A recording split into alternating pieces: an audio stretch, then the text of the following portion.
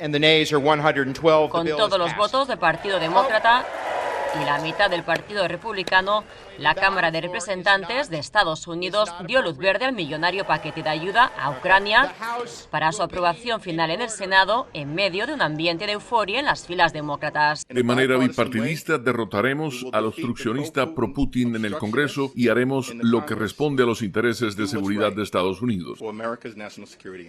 Y algunos que otros reproches en las filas republicanas. Están ondeando la bandera de Ucrania en la Cámara de Representantes de los Estados Unidos, mientras que nosotros no hacemos nada para asegurar nuestra frontera. De esta forma, el paquete supone un logro bipartidista a pesar de la resistencia de 110 legisladores del ala más conservadora del Partido Republicano, reticentes a auxiliar a Ucrania ante la ofensiva rusa.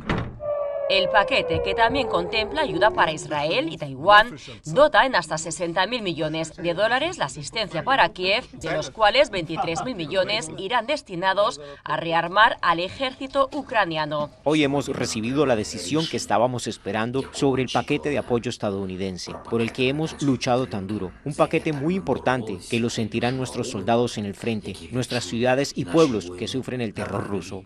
Este paquete impulsado por Mike Johnson supone un giro para el político quien en ocasiones previas había votado en contra de asistir a Kiev, aunque eso fue antes de llegar a la presidencia de la Cámara y tener acceso a documentos clasificados de inteligencia que asegura motivaron su cambio de postura sobre Rusia. Su avance amenaza al mundo libre y exige liderazgo estadounidense. Si damos la espalda ahora mismo, las consecuencias serán devastadoras. Y mientras esta legislación avanza hacia el Senado, lo que queda en el aire es qué pasará con el puesto de Mike Johnson como líder de la Cámara de Representantes y si, tal y como amenazan sus exaliados en la bancada republicana, someterán o no a votación la moción de censura en su contra. Es este reporte desde Washington, Carolina Valladares, de La Voz de América para Telearuba. Se trata del 47º Comité del Sistema de Cooperación entre las Fuerzas Aéreas Americanas, que se desarrolla en Quito y que tiene como eje central ayuda humanitaria frente a desastres por fenómenos naturales que ocurran en la región. El sistema se activó, por ejemplo, en enero pasado, cuando se produjeron incendios forestales en Chile, que golpearon principalmente a la región de Valparaíso, con un saldo de al menos 135 fallecidos. En ese sentido es importantísimo que tengamos estas actividades periódicamente, porque permite, como le decía, pues irnos adecuando a los riesgos, amenazas que van cambiando, van mutando.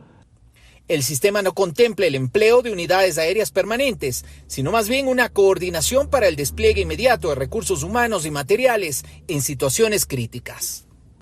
Estados Unidos es un protagonista fundamental de este encuentro regional, al ser uno de los principales socios de la Fuerza Aérea Ecuatoriana. Prueba de la cooperación binacional en materia de defensa es el avión C-130, recientemente donado por el gobierno estadounidense, que fue recibido por el presidente Daniel Noboa en un acto especial el pasado 25 de marzo y fue puesto al servicio de las Fuerzas Armadas para el transporte de tropas y otras tareas. Enfrentar al crimen organizado, pero también para que puedan desplegar misiones de ayuda humanitaria en todos los rincones del país. Desde Quito, este fue un informe de Néstor Aguilera, de La Voz de América para Telearuba.